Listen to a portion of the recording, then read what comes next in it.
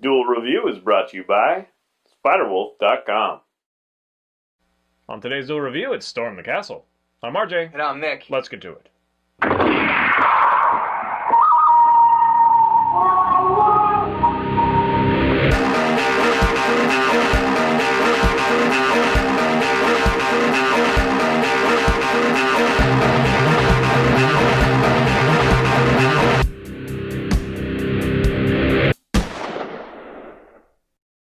Hey everybody, today is the 11th and we're taking a look at Storm the Castle. That's right, and this game it's a terribly recent game. It came out this year.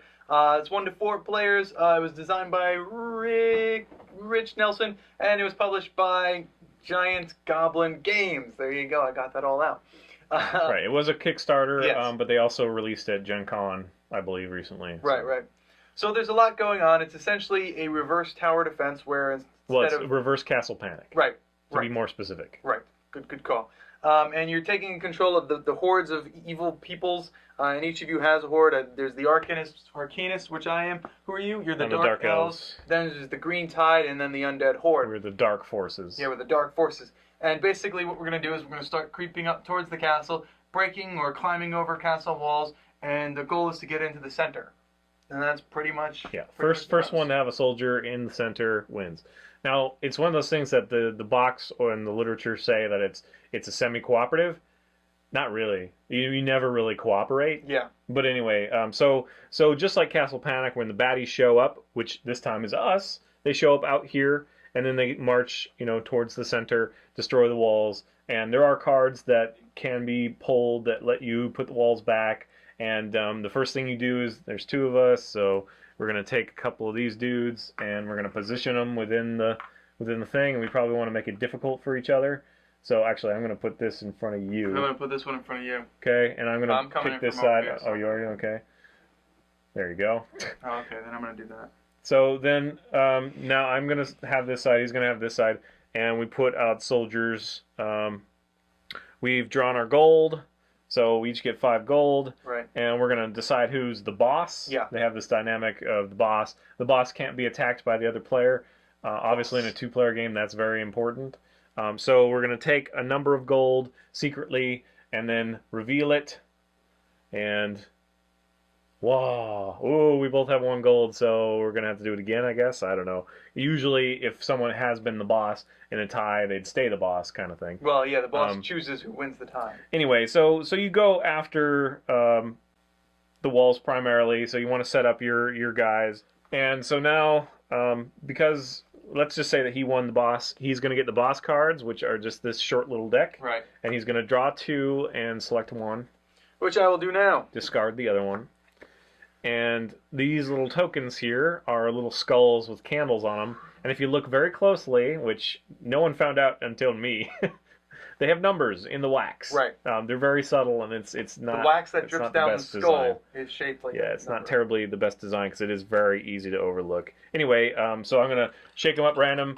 Nick is going to take 2 of them. Right, because I'm the boss. He's the boss. And then I'm going to choose one. Now, what's unfortunate with these is that on both sides, there's a different number, which makes no sense. Yeah, so we say the rounded side. Yeah, so we say the rounded side, and unfortunately both of my rounded sides are 3 and 4, so... Which I guess we technically should have just been these 2. So anyway, he'd choose, because there's only 2. This is a game that you definitely want to play with 3 or 4.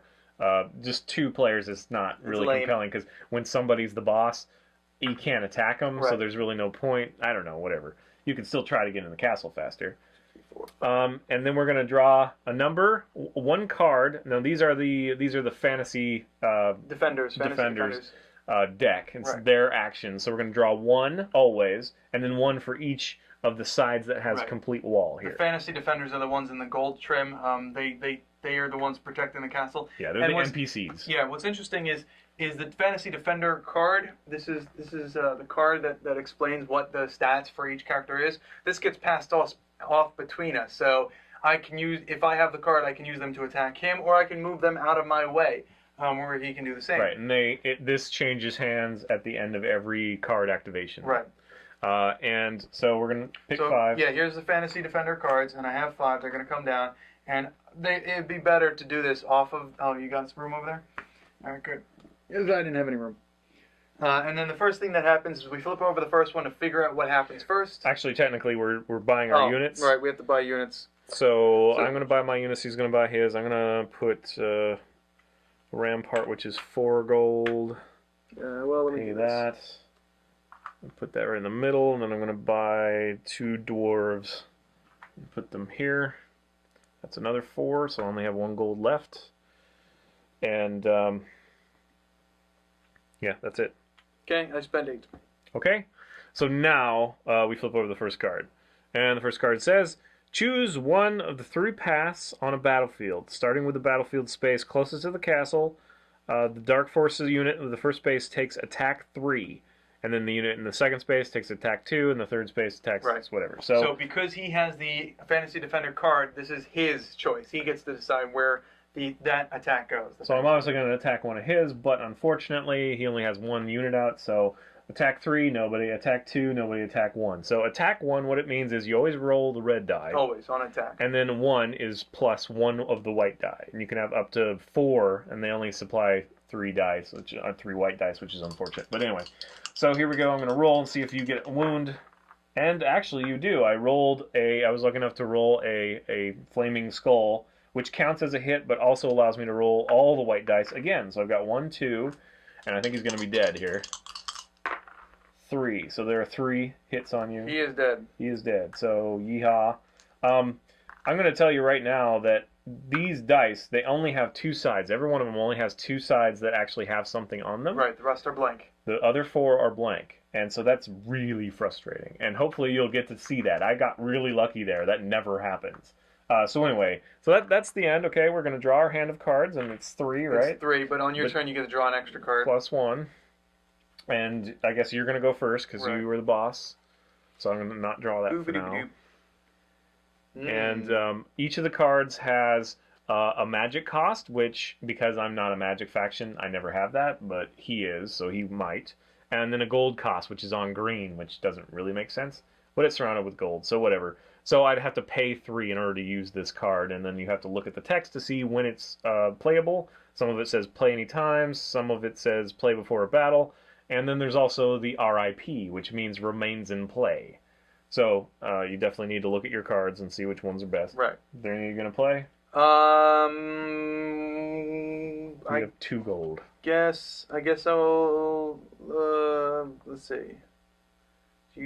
Target non-champion hero, large siege unit. And time's up. You forfeit your turn. It's my Let's turn. move this It's turn. taking far too long. I guess well, no, because I can't do that. Well, it says non-champion hero. Are you? Yeah.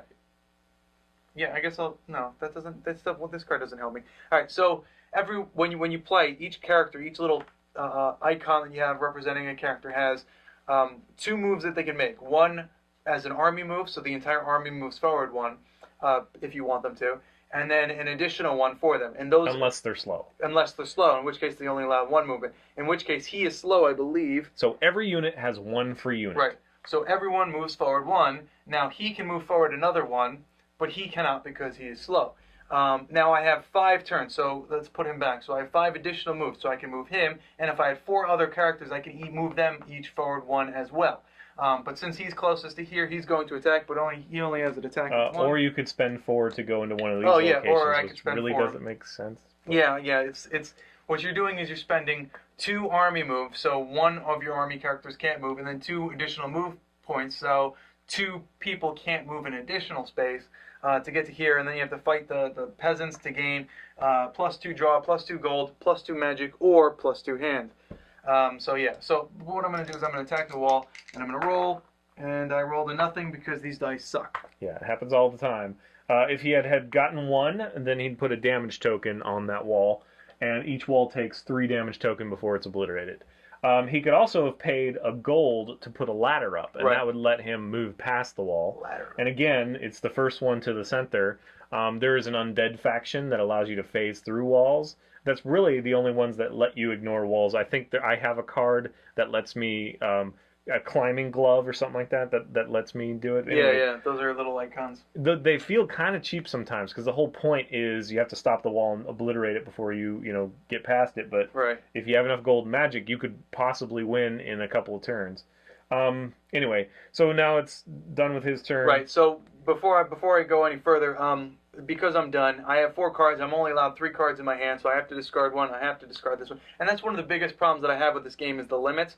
Everyone is only allowed 3 cards in their hand plus 3 boss cards, and you can only play boss cards if you're the boss. So if he becomes boss next round, I can't play this card. But he keep it. But I keep and it. hopefully he gets a boss next time. And then you're only allowed to ever have 10 gold and 10 magic. My character is, right now is all about magic, so it kind of helps me to have magic. The reason that it's there is because it's way too cheap otherwise, because you could literally just win in one turn if you had enough magic, kind of thing, Possibly, and the right cards. I guess. Yeah, so unfortunately it is kind of arbitrary, but that's why it's there. So it's one of those things that they really should have, I don't know, tweaked it a little bit differently. So now it's my turn. I draw my card. Oh, well, actually, we flip this over first. This goes to him. Hello. And this one gets traded off on like a drop of a dime, by the way. You have to read the instructions, but basically if these guys are ever activated, whether through him or the cards or whatever, I get the card, and if turn change, I don't know, there's like 3 conditions where this thing gets shuffled around. So this one says destroy 1 battlefield location. We do not have battlefield locations right now. If we had, they would be in these spots, and it's usually a card that gives them out, and they give us certain benefits, that sort of thing. So doesn't have that, so I drew my other card. I'm going to look, see if I want it. Now this, I do have the climbing claws that let me climb over walls, but I'm not going to be able to get there in time, so I'm not going to pay it right now. I'm just going to move everybody up for 1. My catapult here has range, so I'm going to attack at some point, but I'm going to go ahead and move my dwarves' army moves again, and I'm going to attack the wall with this dwarf. Oh, I actually got a 2. I'm doing good here. So there's, I was going to put gold on it for some reason. So damage tokens, boom. I'm going to do walls that have dwarf. 3 damage that they can take. And that dwarf, whoa, 1, 2. Only 2, but still, he's close to death. I don't think I have another damage. Oh, yes, I do. Okay, so there you go. And then I'm going to do the catapult. Now, I could shoot at the guy that's behind the wall. I just lose 1 range. But because he has 3 range, 1, 2, 3, I can't quite hit it. So I'm going to have to go after the wall. And he has... Well, he has 3 range. Yes, you can. You can go 1, 2.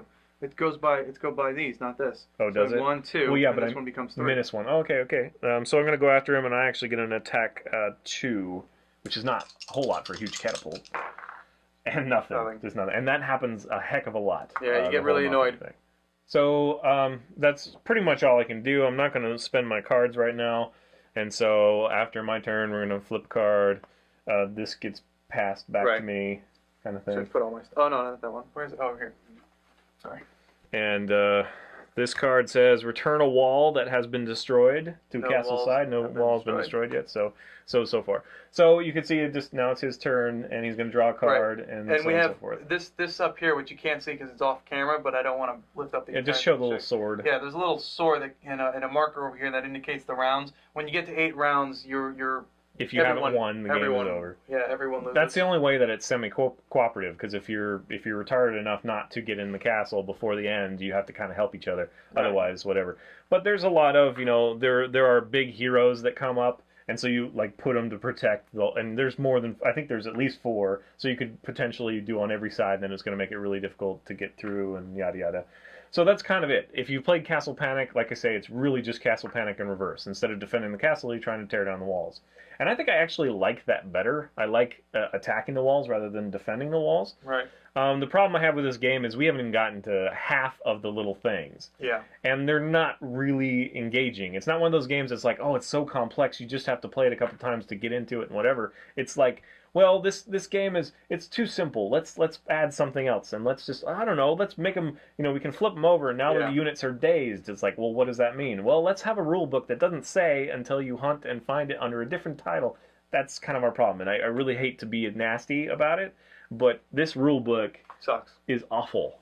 It is really, really bad, and it is not linear. It doesn't have like an easy table of contents. When it says a certain term, sometimes that term is not a subheading. You just have to keep reading. Mm-hmm. So it's one of those things you have to read an entire time in order to kind of know where maybe those things are. So when they come up, it's like, oh, I think that was on either, so somewhere in the middle. So yeah. So let's whatever. But we spent a lot of time, and the verbiage is not terribly the best.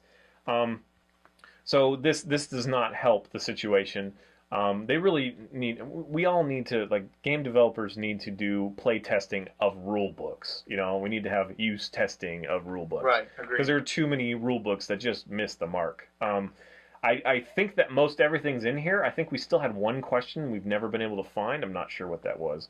But other than that, even if you know how to play it and you get rid of the rule book and that's not a consideration anymore, there's just so many little things that are kind of like passing this thing all the time. So lame. It should just be like maybe a roll, or I don't know. There has to be some other dynamic because it happens way too much. Right. Then again, you can say, well, you get used to the characters pretty well, so you know what to do, so you don't even need to have this card. So yeah, well, yada yada. I think that the number of units is fairly well balanced because if you put out all your dwarfs like I did, I'm not going to get another dwarf until they're dead, so it forces me to use other units, and I have no problem with that. The extra buildings don't really seem to make a difference unless you draw the do. If you draw the certain card or whatever that allows you to put a building out. These guys, they have buildings in the castle too that would like add one defense and that sort of thing.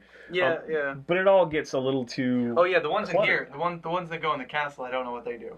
Yeah, I have no Yeah, idea. of course you. Well, I mean, it has to do with the card, but when you put them in there, I forget what it is, but like the church adds like one defense or whatever kind of thing, and you put it out there, and then you can destroy that to weaken everybody again. The problem that I had with the things inside here is the first time we came across the inside buildings, the castle buildings, was a card that said put these 4 out, but it didn't say what the 4 did. Yeah. So I think we were supposed to also go through the deck and find the cards that went along But it with didn't these. say that. But it didn't say. I don't know. Yeah. So again, it could have been a simple game that was done really well. I think. Like I think that this could be every bit as fun as Castle Panic. Right. It's just that they kind of bogged it down with kind of arbitrary rules that aren't intuitive. So it's one of those things that we've talked about. Hey, we should just do house rules. Like, if this was my game, this is actually Theron's. Thank you, Theron. Thank you, Theron. Borrow it. But if this was my game, I would absolutely do house rules to just kind of simplify it and make it more like Castle Panic. Make it cooler. We're ragging on it really hard, though. Back off a little bit. Okay, I'm not gonna rag on it anymore. Independent developer. Well, I certainly am. With the exception of these cards are crap. Yeah, they're these very cards cheap. They're like paper, but they have like this kind of vinyl texture to make it feel like they're. Well, they paid for the linen texture, which is cool. That's what it was, not vinyl. Linen embossed, kind of texture, that obsequious, coating that they have.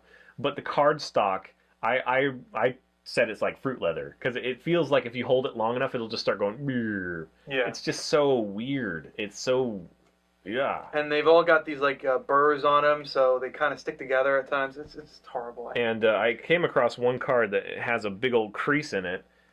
This one here, and you can't even bend them past like this without getting a crease. Yeah. So unfortunately, that was definitely a misstep there.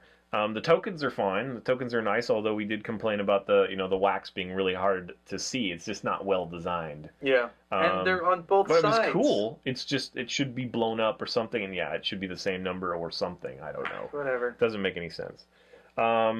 Anyway, the core of the game can be fun. I do definitely. Again, I'm going to bring up. I hate that there's only 4. I mean, there are 4 blank sides. There's only 2 useful sides on every dice. And while it's cool that if you roll the flaming skull, you get to roll all of them, sometimes it doesn't amount to anything. Yeah. So there's too much luck. It's like, okay, I'm gonna kick some ass. I've got my right units out. I did it right, so now I can bulldoze the walls with my dwarves, and then I can hop over with my archers or something like that. But it's all for naught if you happen to roll like I just did. Nothing. Well, you rolled a critical. No, I didn't roll this. Oh. I got 1, but nothing. Nothing on the white dice. So that maddens me more than anything else. Even the rule book and all that stuff, that drives me insane because you're doing this all the time, and you just have nothing that comes of it. Now, again, like I say, if you got like regular 6-sided dice and said, like 1 through 3 is a miss, and then unless it's like the big ass unit, that would be like 3 through 6 is a hit, kind of thing. It could be so much cooler. Yeah. It could be so much more fun and like hectic and whatever. Just the fact that you can use an entire turn and do nothing is maddening. These guys, like you have peasants that are like guarding these different locations. I've never gone for any of them because they don't really add anything to it. It's like, oh, I can get 2 gold, right? Oh, wow. Well, my gold limit's 10. And even if we play so it adds 2 gold, so your gold limit is 12, that doesn't really help. Not really. Nope. And the draw would be possibly nice, but discard down to 3. Exactly. So, but the hand, I guess, is the only one that would make sense because you get to hold 5 more cards. instead of 3. But yeah, that's just aggravating. Being the boss, I never ever pledged for being the boss. One thing we didn't mention is every time you get a wall, that counts as, or defeat a hero, that counts as a boss. So these are 2 vote points. So if I added gold, that'd be 3, kind of thing. To gain the boss. Which that mechanic is a little weird as well, but I guess it makes sense because it's notoriety kind of thing. Yeah, yeah. And I really don't want to bash this game too hard because like the board is made pretty well. Most of the tokens, most of the graphics, the heroes are cool, the factions are cool. Yeah. I think it's fairly easy to figure out, what each unit does because you've got this board, that's very handy. They did kind of have a missed opportunity on the back, but I do hate games that force you to turn over all the time, so that's not really a big deal. It's just the rules, the dice, and kind of some of the arbitrary stuff. And I really do think that it was like, I don't know, this might be too simple. Let's add a few more things. That's what it feels like. Yeah. But again, these indie games, this might be their first game because I haven't heard of them before. And I don't want to discourage them. It's just like, this is a good first try. Try harder. Yeah. They're just streamline a little bit and play test those rule books. Yeah. So if you saw this one and you're a big fan of Castle Panic or something like that, you can buy it. Just don't use the rules that it comes with. Yeah, make up your own. And it would be so easy to do that. Yeah. So you just literally treat it like Castle Panic. So some of the cards are also a little bit, it takes a while for you to understand what they mean or what they're pertaining to. And like we came up before, like putting the buildings out, sometimes you don't know what to do until you draw that card. So this is a really thick stack. You're not going to get through this entire stack. So you could be playing a couple times and never get that card. So you'll never come across that, never know what to do, kind of thing. So just having a rule book that just explained it and had nice bullet points, because there are some pictures in here, but it's not. I mean, there's no anatomy of a card. I mean, it's like, wow, there's a lot of text, and it's a thick rule book. It doesn't need to be this thick. So, yeah, a few missteps have made this a bit of a chore to play. Yep. Is there anything else you want to say? Because no. I feel bad for I think that's it. But well, yeah, sometimes you have to bash something to get something good. Yeah. All right, guys. Well, that's our 2 cents. Please, if you have other recommendations for games that we can tear apart, apparently, let us know. We're just being honest, man. Yeah. We can't help but be honest. We did not have a lot of fun playing this game the way it was, told to us it was meant to be played. And largely it's because of the rule book that we just sit there like, oh, I'm so tired of just flipping through this damn rule book. To me, it's this. Yeah. But that's because I made them read the rule book more often. So. That's true. But nothing, 1, nothing, 1. Oh, One, no. Yeah, you're on a good nothing. roll. See, I'm rolling nothing. Nothing. 1. Nothing. 1. Not 1. Oh, I got 1. 1.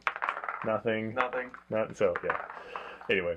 So you can show we're kind of perturbed with that. Yep. I am especially. All right, guys. Thanks for watching. Please subscribe to our YouTube channel and follow our great playlists. Game Lab's been a lot of fun. Yes, it has. And please leave comments. We love comments. And you can help support us by buying our wares at spiderwolf.com. That's right. T-shirts, a card game, art, print, short stories, and more. And if you're on Facebook, so are we. So find us and friend us. And if I'm online, we'll chat with you all day. That's right. We're also blogging. You can find me, fisk37.tumblr.com. I'm blogging as characters, releasing character sheets, bits of the world that I've created for 10 plus years. Take a look if you like it, share it, support me that way. And mine is nicholasbach.tumblr.com, where I have short stories and poetry, so if you're interested, check that out. All right, guys. See ya. Good. No, mine counts.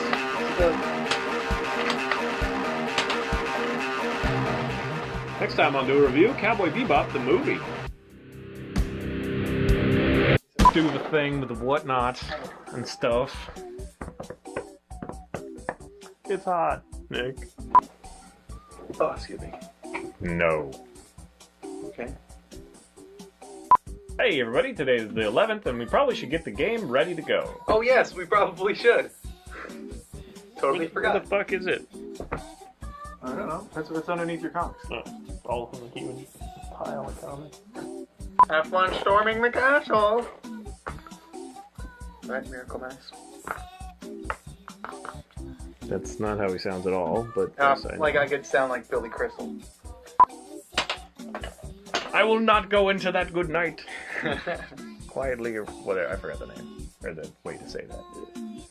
I will not go quietly into that dark night. I will not go quietly into that. Into the night. I don't know. That dark night. It's been a while. Yeah, I mean, they do.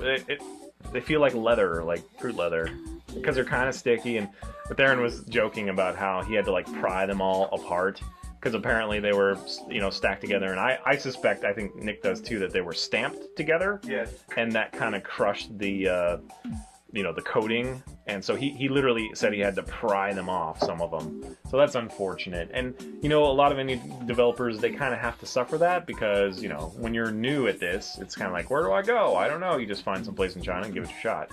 But it's definitely something that they should have had a prototype and known better. You know, don't pay for the linen if your cards are so crappy. Like, get better cards. I mean, I think they're designed well. I like the artwork. Designed well enough. And that's another thing, is that the box does not fit all the cards well. Of course, we do have expansion Kickstarter stuff, but they really should have thought of that. They have one extra deep one, which is nice for this deck, but we have a whole bunch of overlap that goes on to other. So yeah, it's irritating. Just these little things add up. You can forgive the box, you can forgive the rule book, but those damn dice, and the box, and the rule book, and the, you know, cards. Yeah. Yeah, the cards is a big thing too. Man, I hate those dice though. I never want to see those dice again. I can't think of another game that has only 2 helpful sides. Most games have at least 3. But I'm sure they're out there. Just not in my house. Not in my house. Okay. Storm the Castle.